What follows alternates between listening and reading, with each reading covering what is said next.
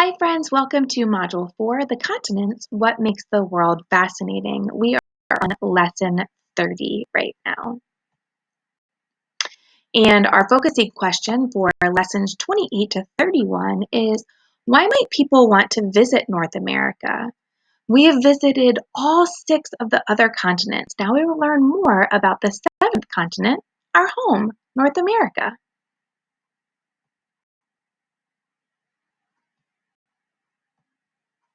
What does that mean that we visiting North America? Well, visit is like when you take a trip somewhere or when you go see a place for a little while. You might even take some luggage like my Bitmoji, Mrs. Morgan right there. But when you're living someplace, you stay there permanently or at least most of the time, except for when you visit or vacation somewhere else. So why would someone want to visit North America? Well, think about what your favorite thing about living in North America is. I'm going to give you my opinion about why I like living here in Maryland. 4 different reasons, friends. Number 1, there's 4 seasons in Maryland. We experience a little bit of summer, spring, fall, and winter here in Maryland, and I enjoy all 4 seasons. Where some other parts of North America, we might not see all those 4 seasons, but at least where we live, I really enjoy that part of being in North America. The other thing, I love being so close to the ocean. In a couple hours drive, you can be right at the ocean. I also adore teaching in Baltimore City. I've made my career here, and I'm so glad that I'm a Baltimore City public school teacher. So I am thankful that I live in North America where Baltimore City is. And finally, friends, my family lives here in North America. It can be very costly to travel to other continents, so I'm thankful that currently all of my family lives here in North America. Think about what your favorite thing is about living in North America. Okay, so our content focus question for today is, what does a deeper exploration of the words and illustrations reveal in introducing North America? Today, we will use the words and pictures to learn more about our home continent and gather information to help us understand why someone would want to visit North America using this text by Chris Oxlade, Introducing North America. We'll use the text feature of photographs and even some of the captions that provide more information about a photograph. Remember, a photograph is a picture made with a camera that shows us how things look in real life. We're going to take a close look at some of the geography or natural features of the continent of North America through those photographs. Remember, the geography is the study of places, and geographers study the natural features of a certain place. Um, Islands, continental shelf, cape, coastline, hill, canyon, valley, and mountains are just some types of natural features found in the world. We'll take a closer look at the geography of North America and see if we can find out more about natural features here in North America. Let's read this page on page number 8 of the text introducing North America. Geography. The largest mountain range in North America is the Rocky Mountains in the west. The Rockies stretch almost 3,100 miles from Mexico to Alaska. The Appalachian Mountains are on the east side of North America. What natural feature is photographed here, friends? Take a minute and think. You're right. It's a mountain. I see it goes up so high. It also looks like a triangle, like a mountain. Mountains are often pointy at the top like that. So let's read the caption of the photograph and see if you are right. It says Mount McKinley in Alaska. Oops, my page switched. Mount McKinley in Alaska is the highest mountain in North America. So not only were you correct that this photograph does show a mountain, but also this interesting fact that it is the highest mountain in North America. All right, let's read this page on page 9 and discover more natural features in North America.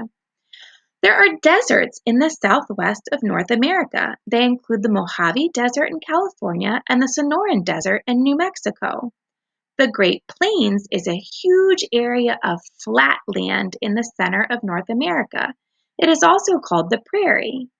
Friends, I heard the word flat, but when I take a closer look at the photograph on this page, I don't see flat. It looks very bumpy to me, lots of hills. I don't see very many plants, um, really no trees, and it looks like there's mountains.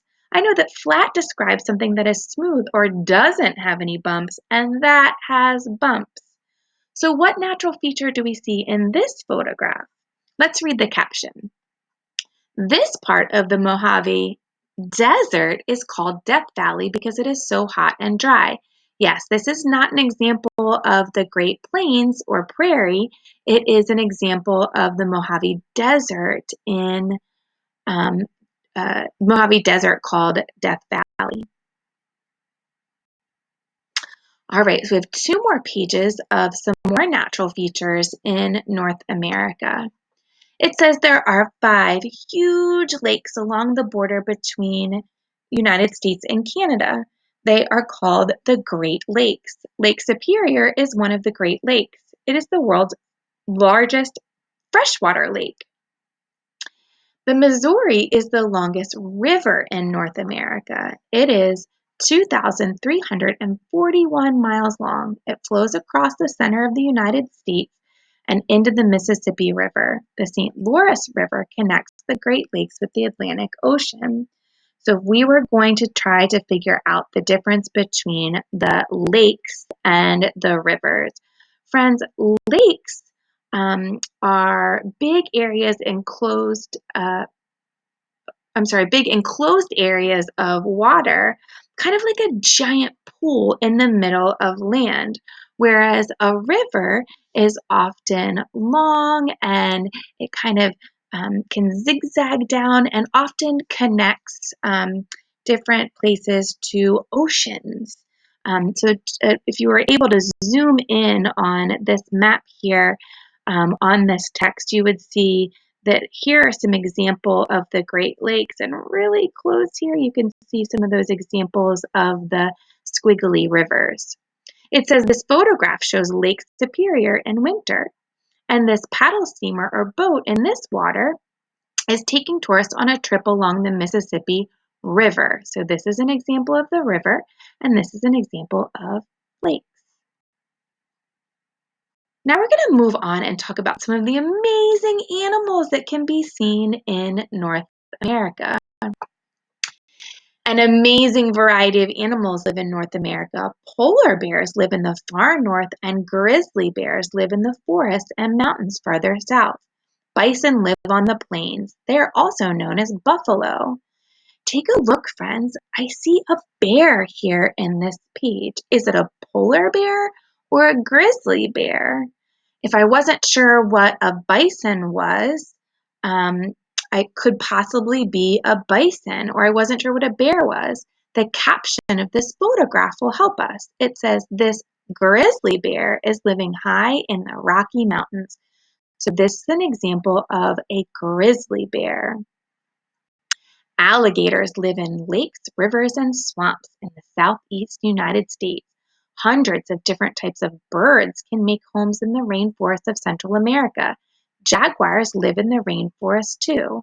So let's take a look at the photograph. Is the photograph of birds, alligators, or jaguars? Well, I already know what an alligator is. I'm thinking about those big chomping mouths of an alligator.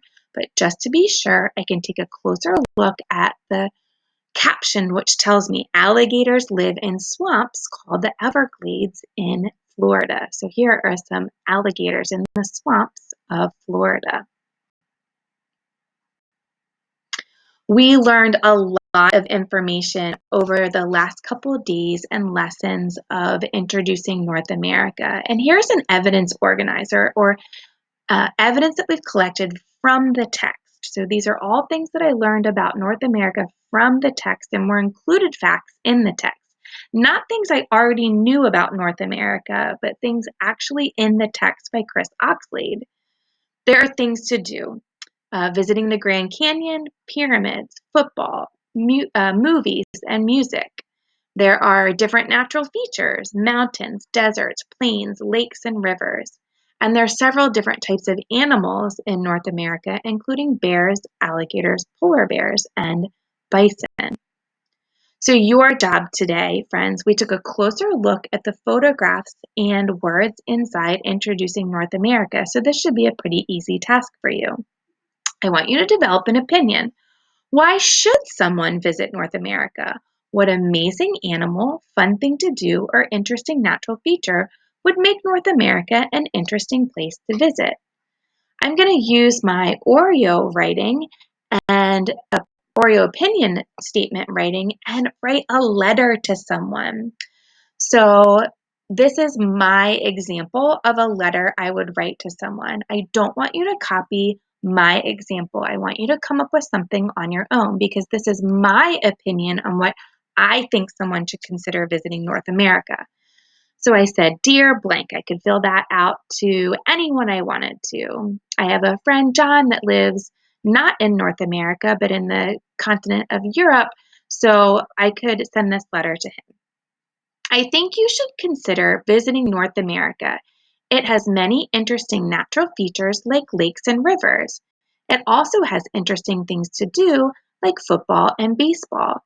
These are just some of the reasons why I think you should come to visit North America. Love always, and whose name would go here? That's right. My name should go there because I wrote the letter. You're going to write your own, friends. Write your own opinion writing or letter to someone. Tell how you feel about the topic and why you would want to convince someone to visit North America.